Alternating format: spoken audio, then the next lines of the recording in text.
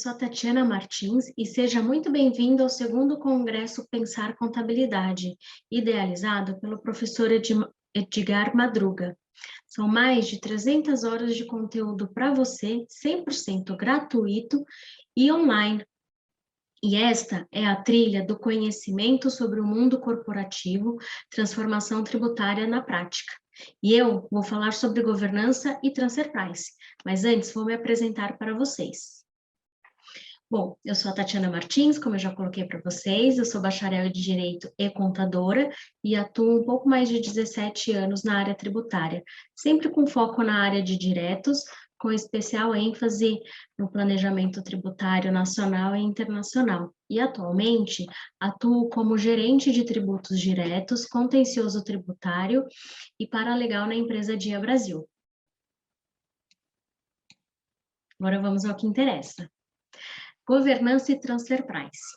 Transfer price é sinônimo de transparência nas operações, o que faz com que as empresas que negociam entre si garantam compliance e o atendimento às regras da governança corporativa. Gostaria de ressaltar para vocês que a maior importância do gerenciamento do transfer price está no ganho da competitividade. Todavia, para que isso seja possível, é necessário atentar-se para erros comuns que podem atrapalhar o cálculo do preço de transferência. Mas o que é transfer price? Transfer price ou transfer price pode ser traduzido para o português como o preço de transferência, um método de cálculo de preços de bens, mercadorias ou serviços importados ou exportados entre pessoas ou empresas vinculadas.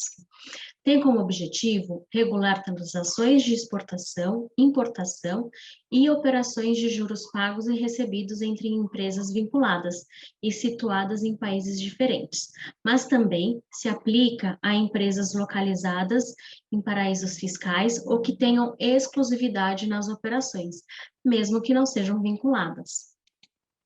Todas as regras sobre o preço de transferência, você pode encontrar na mesma legislação que regulamenta o imposto de renda, a Lei 9.430.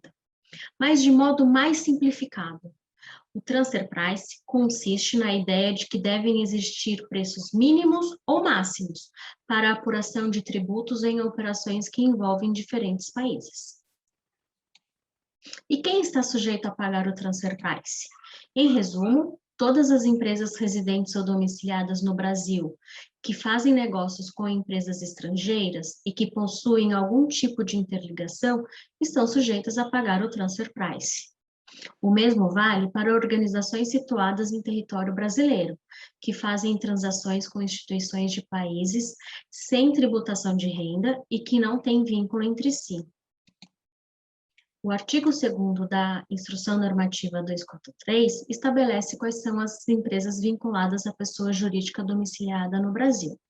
Então, por via de regra, o preço de transferência é aplicado quando as empresas respondem a diferentes jurisdições tributárias, o que pode acontecer em casos de transações comerciais entre matriz e filial, organizações de controle semelhante ou quando uma empresa tem participação societária de outra. E quais são as particularidades do Brasil? Bom, no meu ponto de vista, a principal particularidade do Brasil é que ele ainda não é membro da OCDE. Mas o que é a OCDE? A OCDE é a Organização para a Cooperação e Desenvolvimento Econômico. É uma entidade que congrega 30 países que se reúnem para discussão, consulta e coordenação de política econômica e social. O Brasil já pediu formalmente para fazer parte da OCDE em 2017. E desde então, vem respondendo todos os requisitos necessários para fazer parte. Podemos dizer que, até o momento, o Brasil já aderiu a 40% desses requisitos. A aplicação da legislação no Brasil é obrigatória e exige cálculos detalhados que devem ser declarados anualmente à Receita Federal na ECF, que é a Escrituração Contábil Fiscal, a antiga DIPJ. Isso para os mais antigos, os mais novos nem sabem mais o que é a DIPJ. A não observância das regras pode gerar ajustes tributários relevantes, somados a multa e juros. E aí, mais uma coisa que eu gostaria de colocar para vocês, que o contribuinte pode escolher entre os métodos de cálculo aqui no Brasil. E, mais uma vez, as transações sujeitas ao transfer price são a importação e exportação de materiais e ou serviços, e também a juros pagos e recebidos de contratos registrados no Banco Central. Os objetivos do transfer price. Eu vou elencar 3 principais, tá? Primeiro objetivo, evitar evasão de divisas, que nada mais é que evitar que os lucros que poderiam ser obtidos em um país sejam transferidos para outro de menor tributação, por meio de superfaturamento dos preços. Segundo objetivo é aplicar o princípio de arm's length, que consiste em alcançar um valor nas operações praticadas entre pessoas relacionadas, como se estivessem negociando em condições de livre comércio, pelo preço fixado pelo mercado. E o terceiro objetivo é ampliar a transparência das operações empresariais. Resumindo, o principal objetivo da legislação tributária de preço de transferência é inibir a perda de receita pelo governo brasileiro, causada pela prática de eventuais favorecimentos de preços em transações internacionais entre empresas do mesmo grupo.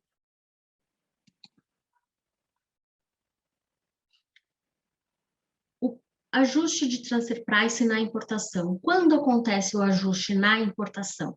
O ajuste ele vai acontecer sempre que eu tiver um preço praticado maior do que um preço parâmetro, gerando um aumento do custo e diminuição do lucro tributável.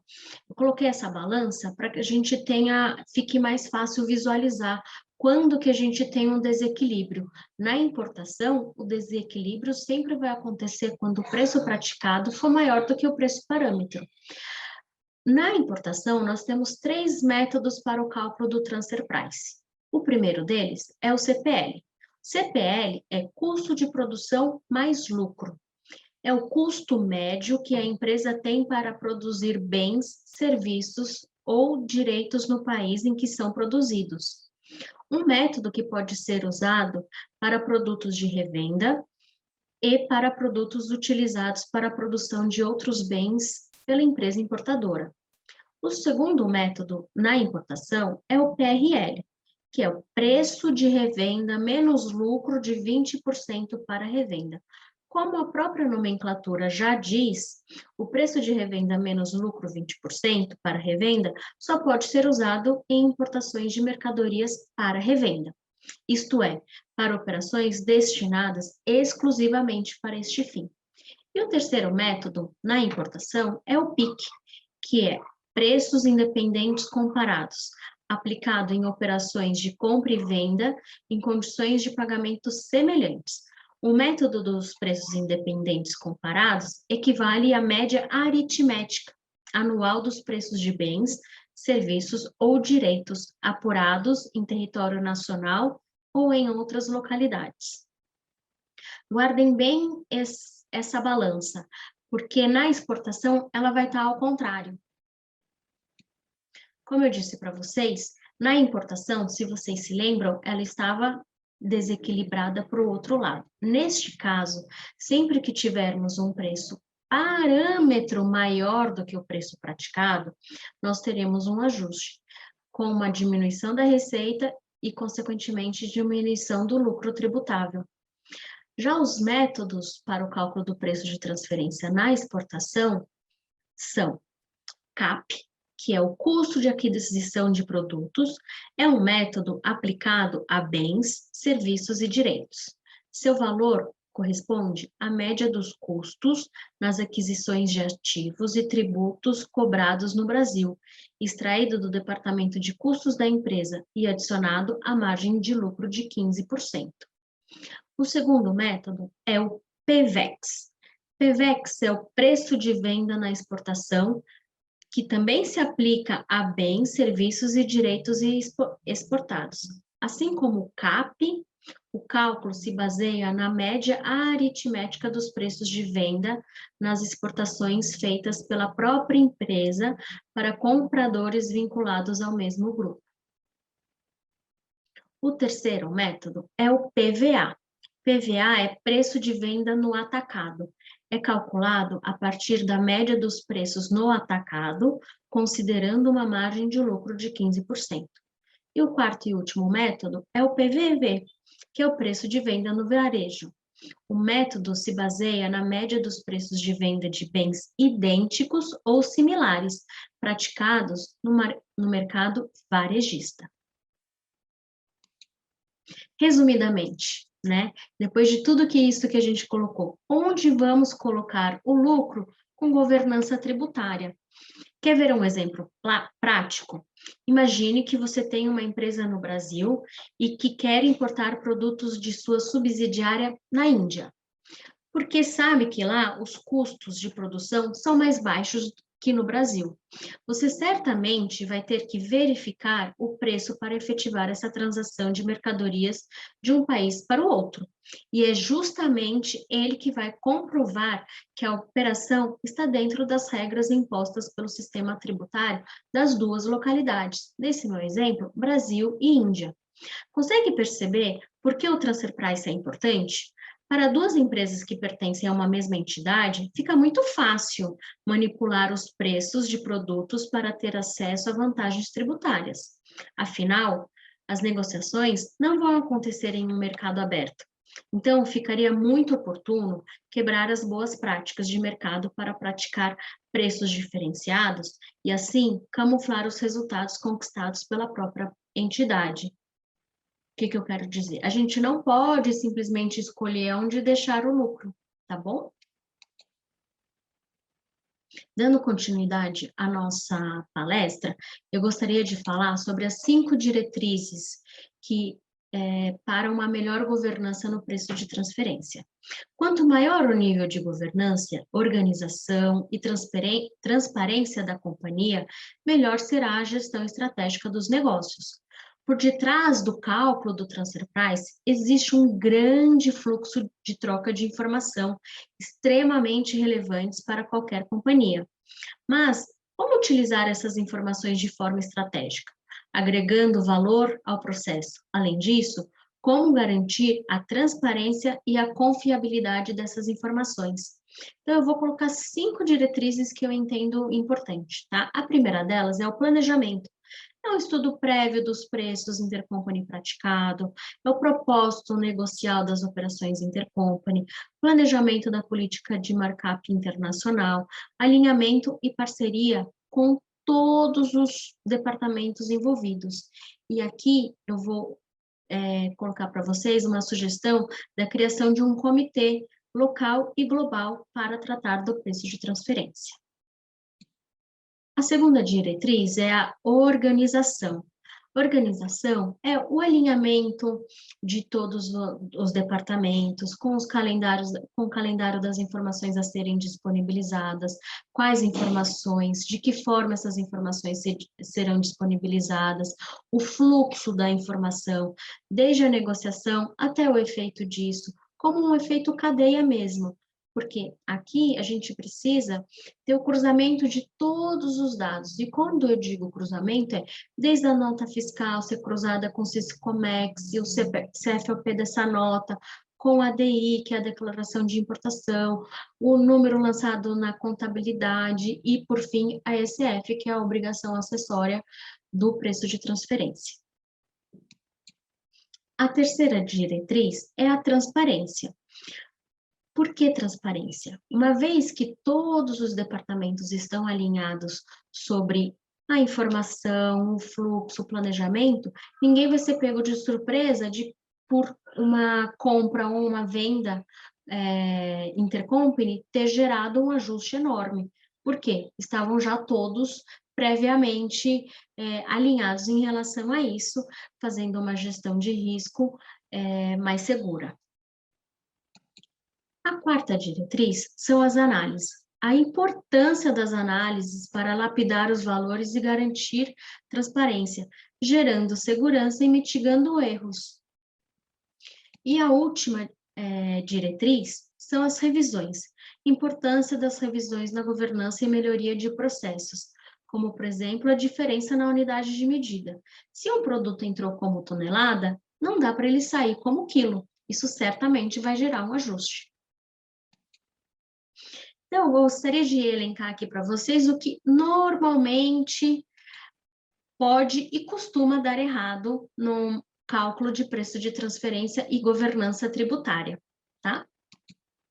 Apuração do transfer price apenas no final do ano ou na elaboração da ECF, que seria só no ano seguinte, não é nem no final do ano, é no ano seguinte.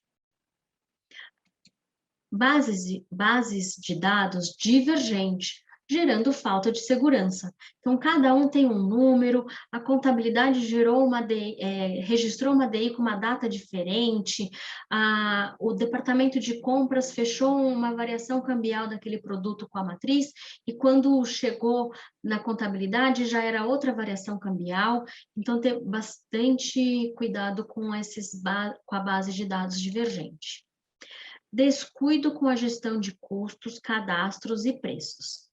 Custo negativo, falta de depara, impacto no orçamento, distorção em Bill of Material, que nada mais é do que a lista técnica. Fator de conversão de unidade de medida. Aí também é para a gente estar prestando bastante atenção, tá? Similaridade não compatível, agrupamento de produto que não faz sentido. Seria como misturar a banana com maçã como se fossem um único item, em função do equívoco no cadastro ou no controle. Troca de código sem inclusão de depara. Acompanhar mensalmente o cálculo ajuda a ter certeza de que você não está tendo nenhum novo código sem ter sido feito o depara, tá? Por várias razões, podem ser criados novos SKUs para o mesmo produto. Se os novos SKUs não entrarem neste depara, isso pode gerar distorção na entrada versus saída do mesmo produto. Falta de análise das operações. Um exemplo, né? Eu já passei por uma situação onde foi se realizar um mútuo entre as empresas do grupo, uma empresa no Brasil, uma empresa no exterior, e na hora de se fechar o valor que estava acordado, qual que seria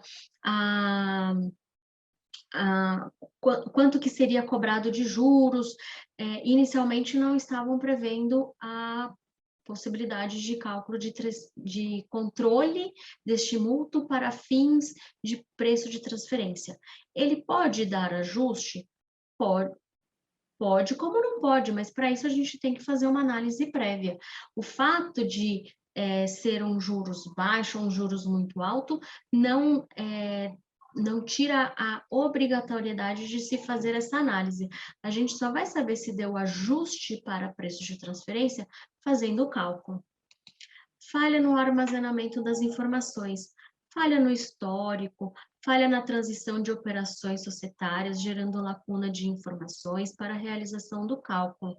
É muito comum quando as empresas houve cisão, houve incorporação, houve todo tipo de reorganização societária e no meio do caminho as informações podem se perder. Então, também tem que sempre tomar bastante cuidado com isso. E, por fim, gostaria de falar também para a gente sempre tomar um cuidado grande com a variação cambial, para ter certeza que a variação cambial que foi combinada pelo departamento de compras ou de venda, porque depende se é uma importação ou exportação, seja a mesma variação cambial que está sendo registrada na contabilidade. E quais são as dicas importantes que eu deixo aqui para a gente ter em mente sobre essa palestra? Então, esse é aquele momento que você faz as anotações. O que que eu aprendi, o que que ficou de lição, o que que foi mais importante de todo esse material, né, que eu falei até agora. Então, essa hora de pegar a caneta lá e fazer algumas anotações. Uma das dicas que eu gostaria de dar para vocês eu já falei antes, mas quero colocar novamente, que é a importância da inclusão do transfer price nas apurações frequentes. sistemas adequados, buscar soluções fiscais no mercado, formação de grupo interdisciplinar de profissionais, com a criação de um comitê local e global de transfer price para a definição das melhores políticas de preço para o grupo.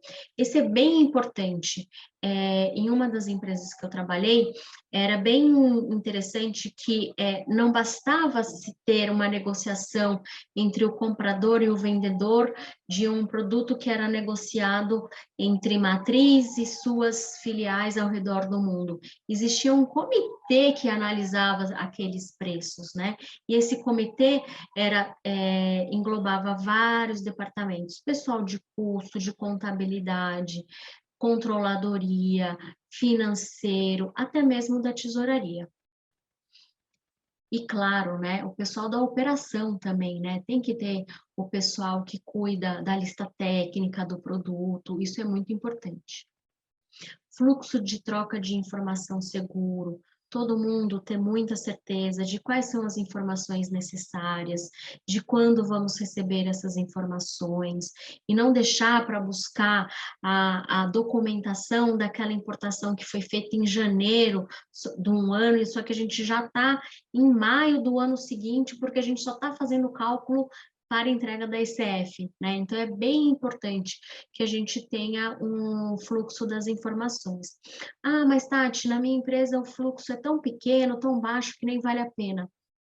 Mas você vai ter mais trabalho. Imagina como é mais fácil você obter a documentação de uma operação que aconteceu no mês anterior, ao passo de você ir atrás de uma documentação de uma operação que aconteceu um ano atrás.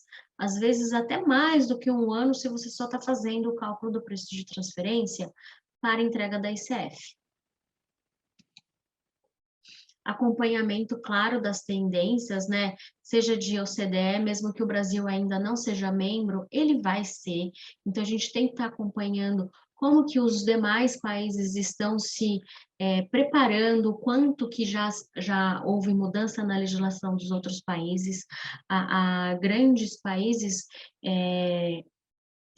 se reuniram entre si para terem regras equivalentes, porque entendeu-se que existia uma grande fuga dos lucros, né? Então, grandes empresas, isso a gente já viu noticiado por diversas vezes, empresas como Apple, Starbucks e muitas outras que estavam colocando o lucro em países com uma tributação menor. Então, os grandes países resolveram se reunir, alguns, né? Falar assim, vamos fazer uma nova legislação de preço de transferência equivalente, porque não é justo, vamos dividir os lucros e não deixar somente um país, né?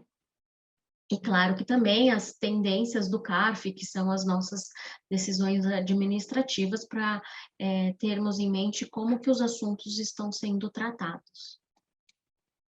E, por fim, as novidades na ECF. Eu falei tanto de ECF desde o início da apresentação, né? E por que eu falei tanto da ECF? Nós passamos um ano inteiro calculando o preço de transferência corretamente, com todo um fluxo de informação, garantindo que a gente tenha a documentação, e chega na hora de preencher a ECF e a gente não se atentou para os campos necessários a serem declarados. Então, por isso que é tão importante que a gente tenha conhecimento de quais são esses campos obrigatórios na ICF, e quando formos já elaborar essa apuração mensal, porque agora todo mundo sabe que tem que fazer mensal, é o ideal, a gente já preparar essa apuração com as informações que eu vou precisar lá na frente. Tá? E ainda sobre a ICF, eu quero colocar ainda mais alguns pontos aqui de atenção. Por quê? A ECF, ela é, como eu já coloquei para vocês, a escrituração contábil fiscal. É a declaração que as empresas precisam fazer sobre o seu imposto de renda no ano anterior. Além do imposto de renda, tem também as fichas do preço de transferência, e ao longo do ano são geradas, são publicadas novas versões dessa obrigação acessória. No início desse ano, logo na primeira quinzena de 2021, foi publicada uma nova versão da ECF. Isso significa que temos novos campos a serem informados na ICF. E esses campos são obrigatórios. Não é porque eles não foram lançados, né, não foram publicados em 2020, que eu não vou aplicar para as minhas operações de 2020. Eu vou ter que, sim, se eu não tiver a informação, ter que montar uma nova base para garantir que eu declare uma ECF com esses novos campos. Vocês vejam que é muito importante. Mesmo que a gente tenha feito o ano inteiro, mensalmente, chegou em janeiro do ano seguinte, agora, em janeiro de 21, temos novos campos para serem declarados. Então, imagina, pelo menos é menos informação, né, para a gente correr atrás, porque a gente já fez durante o ano inteiro. Então, eu vou falar um pouquinho de quais são esses novos campos. São 6 novidades, né, que vieram com essa nova versão do PVA da ECF. PVA nada mais é do que o programa validador, tá? Então, a gente tem que passar por esse programa para garantir que as informações estão preenchidas conforme requisitos do programa. Primeira novidade, tá? É sobre a necessidade de informar os ajustes aplicados sobre o preço parâmetro, indicando o embasamento legal para os ajustes.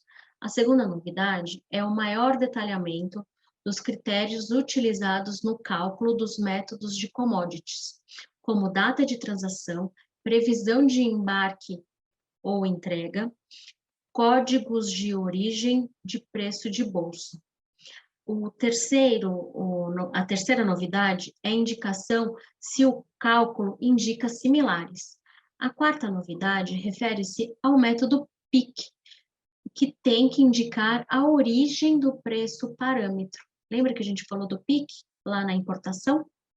Na importação também indicar se o produto é para produção, revenda, ambos, ou se é um ativo, para todos os métodos na importação, todos os 3 que a gente já falou. E a última novidade, a sexta novidade, refere-se sobre a quantidade ajustada na importação. Essa quantidade a ser ajustada, aqui a gente está falando da consumida, tá? Bom, gente, essa era a mensagem que eu tinha para falar para vocês nesse pouco tempo que nós temos aí, né? Eu quis focar mais em quais são as melhores a melhor forma da gente garantir uma governança no preço de transferência do que ficar somente no cálculo, porque o cálculo a gente tem tanto material bacana na internet, onde ensina exatamente como aplicar cada metodologia. Eu quis deixar mais alguns insights para vocês sempre pensarem, quando eu olho na importação, eu lembro daquela balança na apresentação, então a balança está desequilibrada, vai gerar ajuste. Então, eu quis colocar mais esses insights para vocês, sobre o preço de transferência, que é um assunto super vasto, um assunto que está sempre em plena mudança, como tudo na legislação tributária aqui no Brasil. Mas quando a gente fala de transações com outros países, a gente tem que tomar bastante atenção, né? Tomar bastante cuidado com as informações, porque os países, todas as informações que nós declaramos, os países que nós temos negociação é a nossa matriz, é a nossa filial, não interessa qual que é a estrutura, né, societária, eles podem ser obrigados a informar os nossos detalhes de CF também. Então, a gente tem que ter isso em mente, que a informação que a gente está colocando, ela não vai ficar só no Brasil, ela também vai lá para fora, tá bom? Conclusão, né, dessa palestra aqui, desse tempo com vocês, é que o transfer price é essencial para a sua empresa. quando a sua empresa precisa fazer negociações com filiais em outros países. Além de prevenir o pagamento de impostos ainda mais altos, ser fundamental para a correta apuração do imposto de renda e contribuição social. Ele também dá mais transparência às transações e pode render insights imperdíveis para o seu negócio. Eu espero que seja isso que você tenha aprendido nessa palestra, alguns insights para o seu negócio. Bom, mais uma vez, muito obrigada. Eu deixo o meu contato de LinkedIn, também deixo aqui o link do TEWA, é um grupo de tributaristas onde trocamos várias experiências, e agradeço aqui novamente pela oportunidade do coordenador dessa trilha do conhecimento sobre o mundo corporativo e transformação tributária na prática. Pessoal, mais uma vez, muito obrigada. Tchau.